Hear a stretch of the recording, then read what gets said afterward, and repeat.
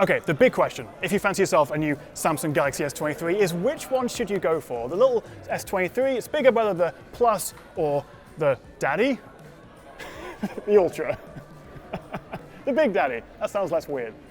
Let's start with what's new, and also what they have in common, and most importantly, all three get the new Snapdragon 8 Gen 2 chip, with all the speed, battery, and camera processing upgrades that brings with it. And the best bit is that is everywhere, globally. There's no more Exynos versus Snapdragon across all three phones everywhere, which is actually worth celebrating, because here in the UK and a ton of places outside the US, we were always getting a bit shortchanged by the Exynos chips. They did get better. Last year with the S22s, they weren't that different, but over time we've been paying the same money for what we thought was the same phone, but the battery, the performance, and the camera were never quite as good. So all three use the same chip, and they all come with the faster LPDDR5X RAM, and on models with 256 gigs or more of storage, we also get the new and faster UFS 4 storage. As for cameras, all three share the exact same and upgraded 12 megapixel selfie camera, as well as the same ultra-wide, which doubles as a macro, the same 3x optical zoom, and they can all now shoot 8K at 30 FPS, up from 24. But of course, the Ultra takes everything a step further with its extra 10x telephoto lens, as well as a new 200 megapixel main camera that also uses a better sensor. Across the board, we get the new slightly tougher Gorilla Glass Victus 2 front and back, and they also all use the new LTPO3 screen technology, which dynamically adjusts the refresh rate a little bit quicker and more efficiently than before, so it should save some battery. Although to be fair, you're not really going to notice that. What you will notice is the design change. This is how the S22 and also the S21 looked, with this little camera module, bumpy thing.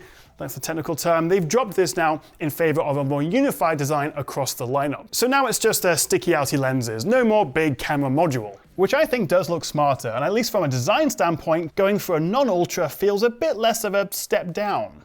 Now, as I mentioned in my S23 Ultra hands-on impressions video, the Ultra really is the Note in all but name. Flagship specs with more RAM and storage, the S Pen, and also the bigger boxy design. But I must admit, I really do prefer the rounded corners of the regular S23s. I think they're much more comfortable to hold and also have in your pocket. And actually, the S23 Plus may end up having the best battery life. All three should last longer thanks to the more efficient chip and screen, but where the S23 Ultra's battery has stayed the same at 5,000 mAh, both the S23 and the Plus have had an upgrade, now 3,900 and 4,700 mAh respectively, a bump of 200. Which is a very welcome boost, especially for the small one, but since the S23s top out at Full HD rather than Quad HD, we could be looking at a new battery champ with the Plus.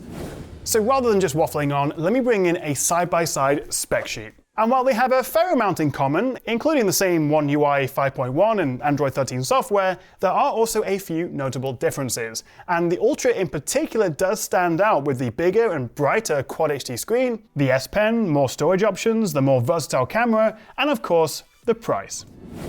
Let's talk about price, because Samsung have switched things up a little bit. They've actually dropped the base 128GB model for both the Plus and the Ultra, which means they are more expensive, but the same price as the previous 256GB versions. So actually, in real terms, they're not any more expensive, but they do have a higher starting point. What is more expensive, though, is the regular S23, now starting at £849, which is a lot, and 80 quid more actually than last year's S22, and that's for the same 128GB storage. I obviously need to spend more time with all three before I give my final conclusions, but looking at the specs and the pricing, I think the S23 Plus is looking like the best choice. I mean, it's only 100 more than the regular S23, but it gets double the storage, much longer battery, faster charging, and a bigger and brighter screen. Although aside from those things, they are identical. To be honest, I'd really only consider the regular S23 if you do want a smaller phone. The 6.1-inch screen is a good deal smaller than the 6.6 on the Plus and the 6.8 on the Ultra. It's a lot more pocketable, much easier to use one-handed, and to be fair, it is actually quite nice to have a flagship level phone in a smaller form factor.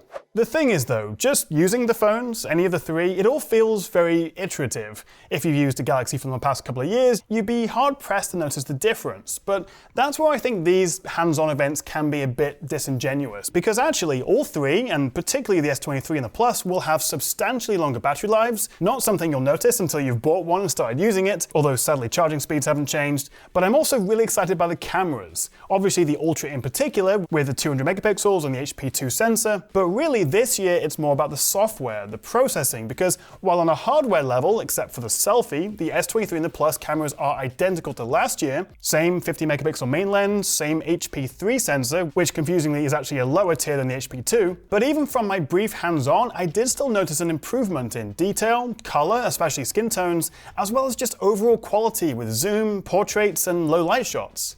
It's a horrible marketing word, but nightography is a big focus this year. And also the selfie, now 12 megapixels across the board, up from 10 on last year's S22 and Plus, and also now with dual pixel autofocus.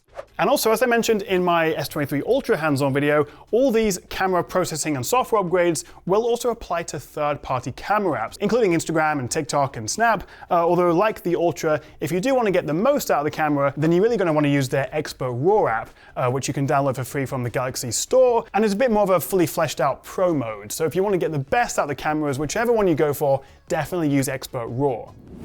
So yes, picking it up, swapping around a home screen and using it for a couple hours, my first impressions were a bit meh. It's all very familiar, but coming away, I'm actually really excited for all three, and I can't wait to share with you my full reviews. The downside, of course, is they are all very expensive, plus there's some strong competition: the Pixel 7 Pro, the OnePlus 11, the Xiaomi 13 series, Vivo X90, the iPhone 14, and so on. So we'll have to see how Samsung's latest stack up against those. But if you do fancy ordering yourself a shiny new S23, I will leave my affiliate link below, which takes you straight to Samsung's own website. And actually, there are some pre-order bonuses right now where you can double your storage on select models, so definitely check that out. But what do you make of the S23s? If you are going to upgrade, which one are you going to go for, or none of the above? And also, if you have any questions or anything you'd like me to test in my full review with the new phones, let me know in the comments as well. Thank you so much for watching, guys. Don't forget to hit that subscribe button if you haven't already, and I'll see you next time right here on the Tech Chat.